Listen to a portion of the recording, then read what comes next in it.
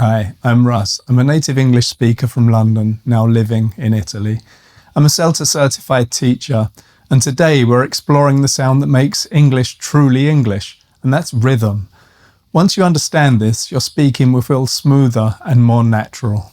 Let's start with how different languages keep time. Italian, Spanish and French are syllable-timed.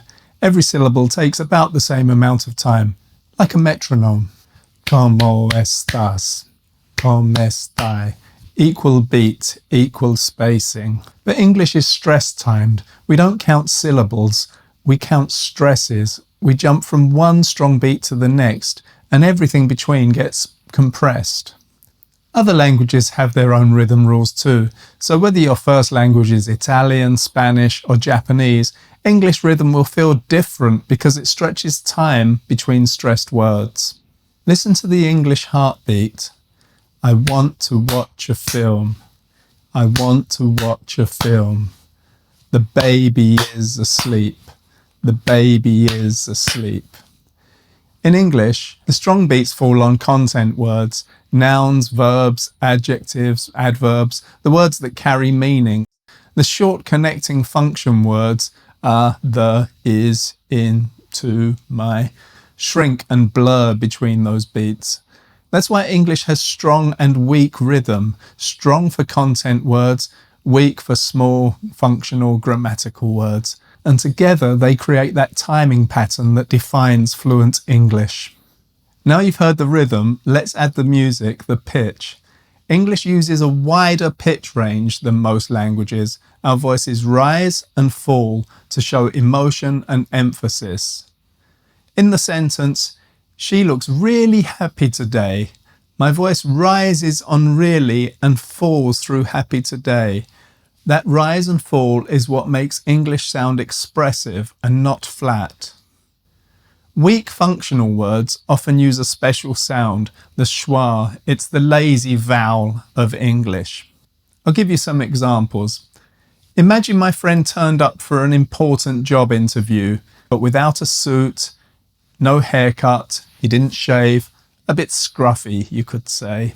I would say, you should have worn a suit. You should have had a haircut.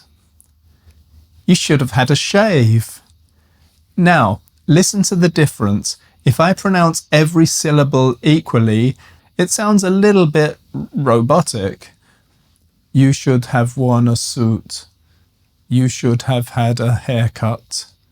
You should have had a shave.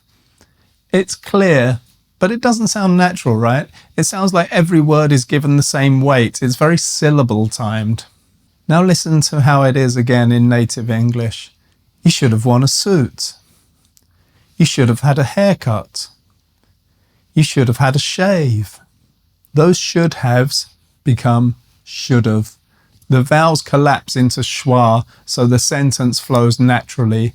The rhythm carries my meaning, which is gentle criticism, it's not anger. Try it with me. You should have had a haircut.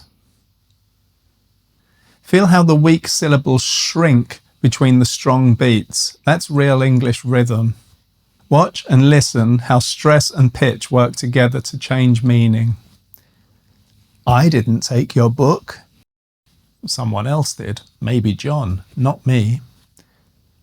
I didn't take your book. Strong denial. You're accusing me. I'm saying no way.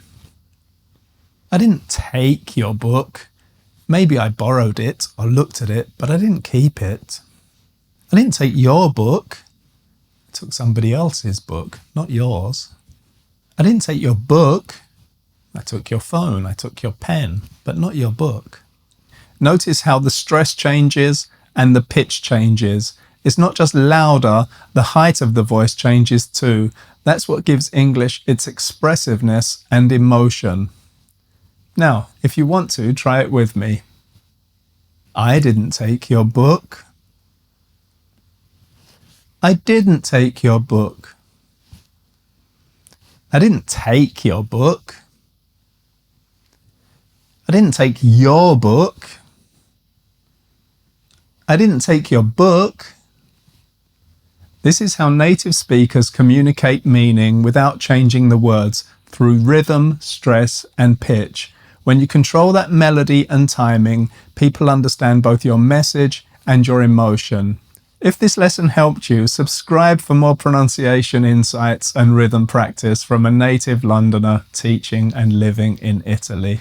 Remember, English isn't about perfect grammar, it's about rhythm and pitch. Master them and you'll sound natural. I'll see you next time.